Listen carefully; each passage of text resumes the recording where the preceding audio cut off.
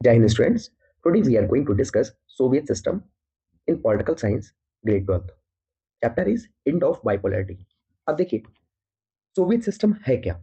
Soviet system में ये एक ग्रुप था बहुत सारे कंट्रीज का, मेनली बोल सकते हैं ईस्ट यूरोपियन कंट्रीज का। जैसे आज हम देखते हैं सार्क ग्रुप है, ब्रिक्स है, G20 है। तो ऐसे ही ये ग्रुप हुआ करता था ईस्टर्न यूरोपियन कंट्रीज का, और रशिया भी था। ठीक है, अब रशिया इसमें जो था वो मेन लीडर का काम कर रहा था। ग्रुप आया कैसे? 1917 में सोशलिस्ट रिवॉल्यूशन हुआ, जार निकोलस वाला आपने पढ़ा होगा क्लास 9th में। तो जब ये सोशलिस्ट रिवॉल्यूशन हुआ उसके बाद यहाँ पे सोवियत यूनियन इफेक्ट हो गया। ठीक है, अब जो सोशलिस्ट रिवॉल्यूशन हुआ वो इंस्पायर था सोशलिज्म से। सोशलिज्म में और कैपिटलिज्म में अंतर क्या होता है? कैपिटलिज्म में जो भी मार्केट होती है वो ओन की जाती है इंडिविजुअल के थ्रू। कोई प्राइवेट लीडर होता है, कोई प्राइवेट ग्रुप होता है, वो उसको ओन करता है। लेकिन हम सोशलिज्म की जब भी बात करते हैं तो सोशलिज्म में सारी की सारी प्रॉपर्टी एसेट्स गवर्नमेंट ओन करती है। यहाँ पे कोई प्राइवेट प्रॉपर्टी नहीं होती है। ठीक है, अब एक चीज समझो कि सोवियत यूनियन जो है ये ईस्टर्न यूरोपियन कंट्रीज का ग्रुप है। ठीक है, सोशलिस्ट रिवॉल्यूशन के बाद इसको बनाया गया और आइडियोलॉजी थी सोशलिज्म पे काम करना। ठीक है, अब इसका काम क्या था? जो इसका मेन पर्सपेक्टिव था, जो मेन ऑब्जेक्टिव था, वो ये था कि प्राइवेट प्रॉपर्टी को हमें सोसाइटी से रिमूव करना है। ठीक है, एक ऐसी सोसाइटी बनानी है जो इगैलिटेरियन सोसाइटी हो। मैंने इगैलिटेरियन सोसाइटी को यहाँ पे कॉर्नर में मेंशन किया हुआ है।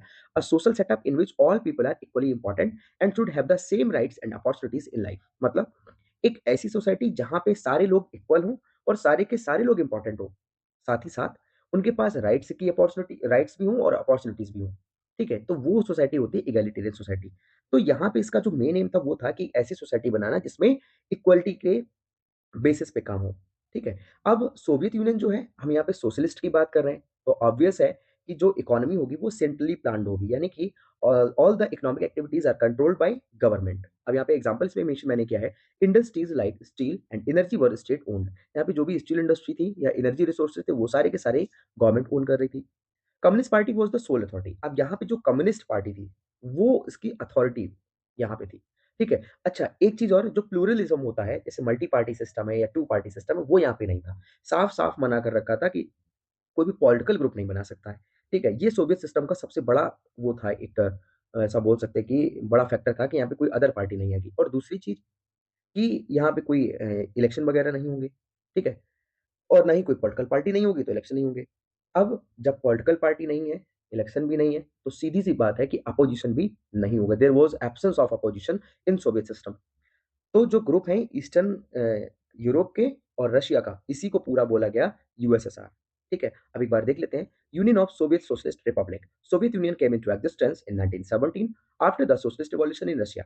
The Socialist Revolution of Russia was inspired by the ideals of socialism as opposed to capitalism and need for egalitarian society. देखो, ये जो सोसाइटी है, जो सोवियत सिस्टम है, ये सोशलिज्म के आइडिया से इंस्पायर था और अपोज कर रहा है किसको? कैपिटलिज्म को।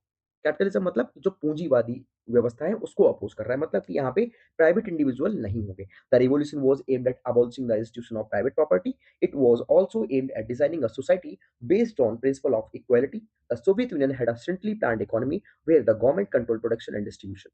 For example, industries like steel and energy were state owned. The Communist Party was the sole authority, restricting political pluralism and dissent as exemplified by the absence of free election. The Soviet system centered around the Communist Party and no other political party or opposition was allowed. As I told you, if there were none of the political party was there, and if when there is no political party, then there is no chance for opposition.